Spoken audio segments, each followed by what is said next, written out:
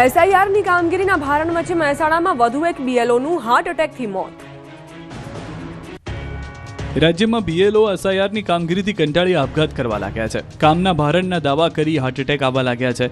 અત્યાર સુધીમાં 5 બીએલઓના મોત થઈ ચૂક્યા છે. ત્યારે મહેસાણાના વધુ એક બીએલઓનું હાર્ટ એટેક આવતા મોત થયું છે.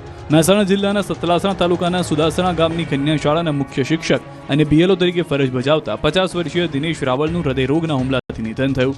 નેટ કનેક્ટિવિટીની સમસ્યાને કારણે તેઓ દિવસે કામગીરી કરી શકતા નહોતા, જેથી રાત્રે લગભગ 2 વાગે જાગીને એસઆઈઆરની કામગીરી કરી રહ્યા હતા.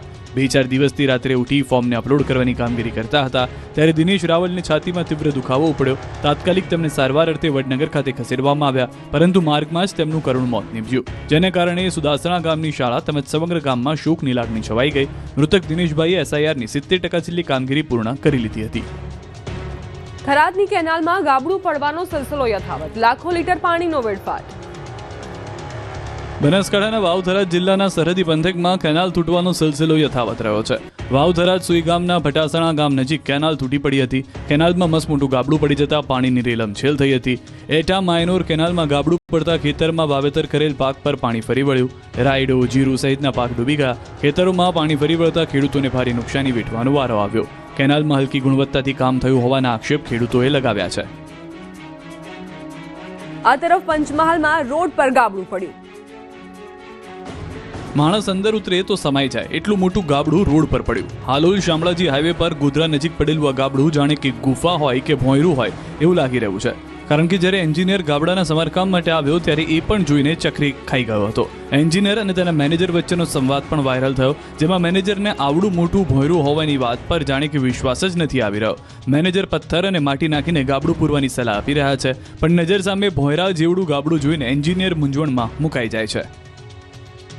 હિંમતનગર યાર્ડ બહાર કિલોમીટર લાંબી મગફળી ભરેલા વાહનોની કતાર લાગી.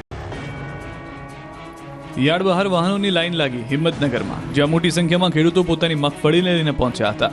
દરરોજ યાર્ડમાં મગફળીના ઢગલા થઈ રહ્યા છે. મોટી સંખ્યામાં ખેડૂતો પોતાનો મહામૂલો પાક લઈને આવી રહ્યા છે, જેથી યાર્ડની અંદર જગ્યા ખૂટી પડી છે. બીજી તરફ ઝડપથી માલ વહેંચી પૈસા હાથવગા કરવામાં મોડી રાતથી ખેડૂતો વાહનોમાં મગફળી ભરીને યાર્ડ ખાતે પહોંચી રહ્યા છે, જેથી યાર્ડ બહાર કિલોમીટર લાંબી વાહનોની કતાર લાગી. કડકડતી ઠંડીમાં ખેડૂતોએ રાતથી જ યાર્ડ બહાર ધામા નાખ્યા. માર્કેટ યાર્ડથી હાઈવે ચોકડી સુધી ખેડૂતોના વાહનોની લાંબી કતારો લાગી. મગફળીના હબ ગણાતા હિંમતનગર યાર્ડમાં દરરોજ 30 થી 40 હજાર ગુણી મગફળીની આવક થઈ રહી છે. ખેડૂતોને પણ મગફળીના 1000 થી 1700 સુધીના ભાવ મળી રહ્યા છે. હાલ 700-800 વાહનોના થપ્પા લાગી જતા મગફળીની આવક બંધ કરાઈ છે. સોમવાર સુધી નવા ખેડૂતોને મગફળી લઈને ન આવવા સૂચના આપી છે. સુરત હાટ બજારના વેપારીઓએ ચક્કાજામ કર્યું. સુરતના હાટ બજારના વિરોધમાં વેપારીઓએ રોડ પર બેસીને ચક્કાજામ કર્યો.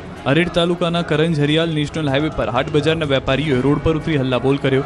રાજ્ય ધોરીમાર્ગ 65ને બાનમાં લીધો. પરિવાર સાથે વેપારીઓ પોતાના વિવિધ પ્રશ્નને લઈને રોડ પર ઉતરી ચક્કાજામ કર્યો. સ્થાનિક વેપારીઓનો આક્ષેપ છે કે પહેલા ફક્ત શુક્રવારી બજાર ભરાતી, પરંતુ હવે રોજિંદા બજાર ભરાતા સ્થાનિક વેપારીઓને તકલીફ પડી રહી છે. ચોરી, છેડતી જેવા બનાવો વધતા સ્થાનિક વેપારીઓ ત્રાસી ગયા.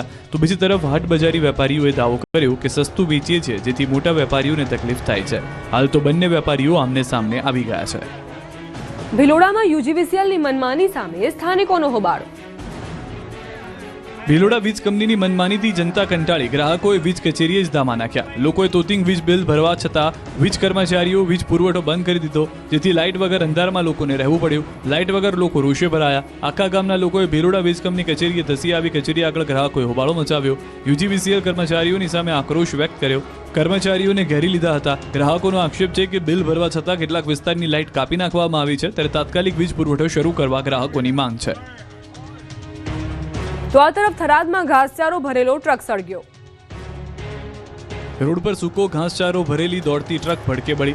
રોડ પર દોડતી ટ્રકમાં આગ લાગતા અફરાતફરી મચી ગઈ. સૂકો ઘાસચારો ભરેલો ટ્રક થરાદના દોલતપુરા 4 રસ્તા પાસેથી પસાર થઈ રહી હતી. આ દરમિયાન ટ્રકમાં ભરેલો ઊંચો ઘાસચારો ઉપરથી પસાર થતી વીજ લાઇનને અડી ગયો. વીજ તારના સંપર્કમાં આવતાની સાથે જ ઘાસમાં આગ લાગી અને જોતજોતામાં આગે વિકરાળ સ્વરૂપ ધારણ કર્યું. જોતજોતામાં આખો ટ્રક બળીને ખાખ થઈ ગયો. આ અંગેની થરાદ ફાયર વિભાગને જાણ કરવામાં આવતા ફાયરની ટીમે 2 ગાડીઓ સાથે પહોંચી ગઈ. પાણીનો મારો કરી આગને કાબૂમાં કરી, પરંતુ સમગ્ર ઘાસચારો બળીને ખાખ થઈ ગયો. જોકે ટ્રક બચી ગયો હતો. અંકલેશ્વરની કંપનીમાં ગેસ લીક થતા વાતાવરણ પીળા રંગનું થયું.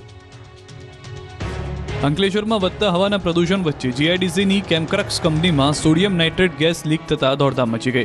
વાતાવરણમાં પીળા રંગનું આવરણ છવાયું. જીઆઈડીસી વિસ્તારમાં આવેલા કેમક્રક્સ એન્ટરપ્રાઇઝ કંપનીમાં ગેસ લીકેજ થતા નાસભાગ મચી ગઈ. કંપનીમાંથી પીળા રંગનો ગેસ બહાર આવતો જોવા મળતા આસપાસના વિસ્તારમાં ગંભીર માહોલ સર્જાયો. પ્રાથમિક માહિતી મુજબ ટેન્કરમાં ગેસ લોડિંગ પ્રક્રિયા દરમિયાન આ લીકેજની ઘટના બની.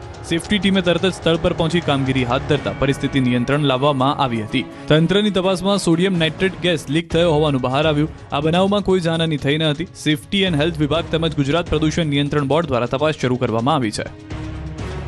અમરેલી જિલ્લામાં જંગલી પશુનો આતંક વધ્યો. 3 દિવસમાં 3 લોકો પર કર્યો હુમલો. અમરેલી જિલ્લામાં દિવસે ને દિવસે આદમખોર દીપડાનો અને માનવભક્ષી સિંહોનો ત્રાસ વધી રહ્યો છે.